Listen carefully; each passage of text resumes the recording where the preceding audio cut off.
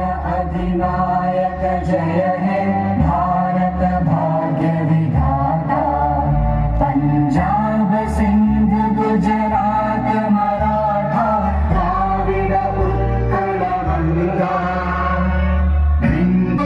जय हे जय हे जय जय जय जय हे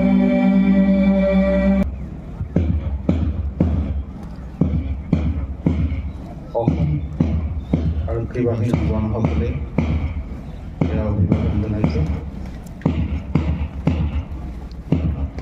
এয়া আমি সকলোকে এতিয়া হাততালি দিবৰ বাবে অনুৰোধ জনাইছে। এয়া অসম দ্বাদশ আৰক্ষী বাহিনীৰ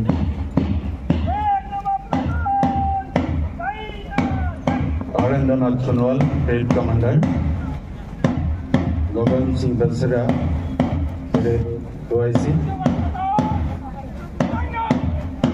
অভিবাদন জনাইছে অসম দ্বাদশ আৰক্ষী বাহিনীৰ জোৱানসকলে। দীপক কুমাৰ বৰা ফিল্ড কমাণ্ডাৰ 1, মনেশ্বৰ পাটৰ ফিল্ড কমাণ্ডাৰ 2। এয়া আমাৰ ত্যাগবীৰ বৰুৱা মহাবিদ্যালয়ৰ NCC কেডাৰসকলে তেখেতসকলক অভিবাদন জ্ঞাপন কৰিছে।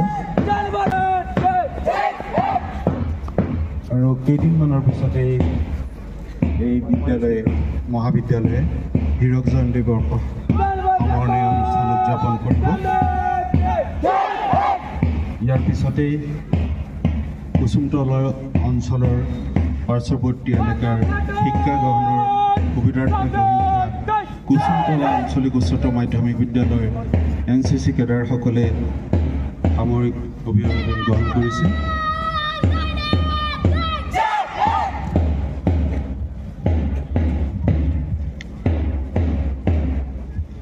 ইয়াৰ পিছতে নজোৱাৰ জিলাৰ অঞ্চলৰ শিক্ষাদানৰ ক্ষেত্ৰত অগ্ৰণী ভূমিকা গ্ৰহণ কৰি শিক্ষাৰ্থীসকলক শিক্ষাৰ আলোকেৰে আলোকিত কৰি অহা অসমৰ উচ্চতৰ মাধ্যমিক বিদ্যালয়ৰ NCC কেডাৰসকলে অভিবাদন জ্ঞাপন কৰিছে।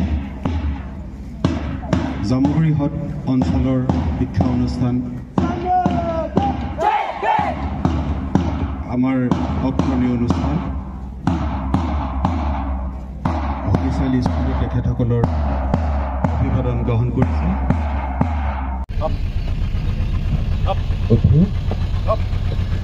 তেখেতসকলক শুভকামনা জ্ঞাপন কৰিছে।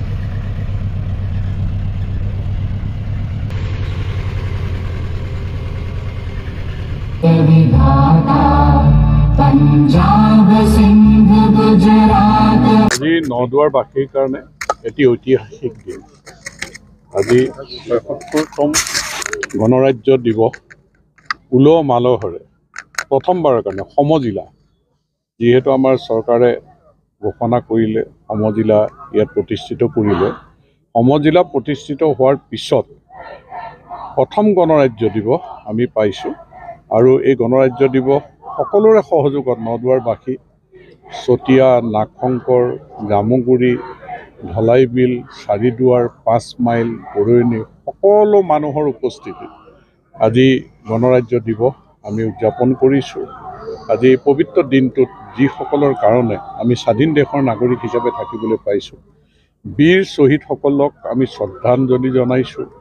আৰু যিসকল মুক্তিযোদ্ধাৰ কাৰণে আমি আজি আমাৰ মৌলিক অধিকাৰ লৈ ইয়াত বসবাস কৰি স্বাধীন দেশৰ নাগৰিক হিচাপে গৌৰৱ কৰিব পাৰিছোঁ, সেইসকললৈ আমি আজি শ্ৰদ্ধা জনাইছোঁ। আৰু লগতে আমাৰ প্ৰধানমন্ত্ৰী নৰেন্দ্ৰ মোদী ডাঙৰীয়াৰ নেতৃত্বত আমি দেশখন যে সুৰক্ষিত হৈছোঁ, দেশখনে বিশ্বত আমি যি স্থান অধিকাৰ কৰিবলৈ সক্ষম হৈছোঁ। যি ব্ৰিটিছে আমাক শাসন কৰিছিল, ব্ৰিটিছক খেদিবৰ বা ইয়াৰ পৰা আমি আঁতৰাই পঠিয়াবৰ কাৰণে যি স্বাধীনতা সংগ্ৰাম কৰিছিলোঁ, ব্ৰিটিছ সেই সময়ত মহাপৰাক্ৰমী শক্তি আছিল। কিন্তু আপোনালোকে দেখিছে আজি প্ৰধানমন্ত্ৰী নৰেন্দ্ৰ মোদী ডাঙৰীয়াৰ নেতৃত্বত সামৰিক শক্তিৰ ক্ষেত্ৰত আমি ৪ৰ্থ স্থান বিশ্বত অধিকাৰ কৰিবলৈ সক্ষম হৈছোঁ। আমেৰিকা, ৰাছিয়া প্ৰথম, দ্বিতীয়, তৃতীয় চাইনা, চতুৰ্থ আমাৰ ভাৰত। ব্ৰিটিছে যোনে শাসন কৰিছিল তেওঁলোকক আমি পিছ পেলাবলৈ সক্ষম হৈছোঁ প্ৰধানমন্ত্ৰী নৰেন্দ্ৰ মোদী ডাঙৰীয়াৰ এই নেতৃত্ব। গতিকে দেশখন কেনেকৈ প্ৰগতিৰ পথত আগুৱাই গৈ আছে। গতিকে বিশ্বগুৰু হিচাপে প্ৰতিষ্ঠিত হ'বৰ কাৰণে যি সপোন লৈ প্ৰধানমন্ত্ৰী ডাঙৰীয়া আগবাঢ়িছে, ভাৰতবৰ্ষৰ জনসাধাৰণে এটা আত্মবিশ্বাস লৈ আগবাঢ়িছে, আমি আচলতে সেই বিশেষ স্থান অধিকাৰ কৰিবলৈ সক্ষম হ'ম বুলি আজি পবিত্ৰ দিনটোত আমি সকলোৱে বিশ্বাস ৰাখিছোঁ। গতিকে ভাৰতবৰ্ষৰ জনসাধাৰণ ভিন্নতাৰ মাজত একতা, বিভিন্ন ধৰ্ম, বিভিন্ন জাতি, জনগোষ্ঠী, ভাষা মানুহ বসবাস কৰা এই দেশখনত একতাৰে এনাজৰীৰে কেনেকৈ আমাৰ প্ৰধানমন্ত্ৰী নৰেন্দ্ৰ মোদী ডাঙৰীয়াই আজিৰ দিনটোত আগুৱাই নিবলৈ সক্ষম হৈছে, আমি আস্থা বিশ্বাস ইয়াত প্ৰতিষ্ঠিত কৰিবলৈ সক্ষম হৈছোঁ। সমন্বয় সম্প্ৰীতিৰ এনাজৰীডাল আমি টনকিয়াল কৰি পেলাই প্ৰগতিৰ পথত আগুৱাই যাবলৈ সক্ষম হৈছে। গতিকে এই দিনটোত আমি গৌৰৱেৰে আজি পালন কৰিছোঁ আৰু পুনৰ মই আমাৰ যিসকল বীৰ শ্বহীদ শ্ৰদ্ধাঞ্জলি জনাইছোঁ, মুক্তিযোদ্ধাসকললৈ শ্ৰদ্ধা জনাইছোঁ, মুক্তিযোদ্ধাৰ পৰিয়ালসকললৈ আমি শ্ৰদ্ধা জনাইছোঁ। গতিকে আমি সকলোৱে দেশৰ কাৰণে এই পতাকাৰ তলত সংকল্প হৈ আমাৰ দায়িত্ব পালন কৰাৰ সংকল্প লৈছোঁ।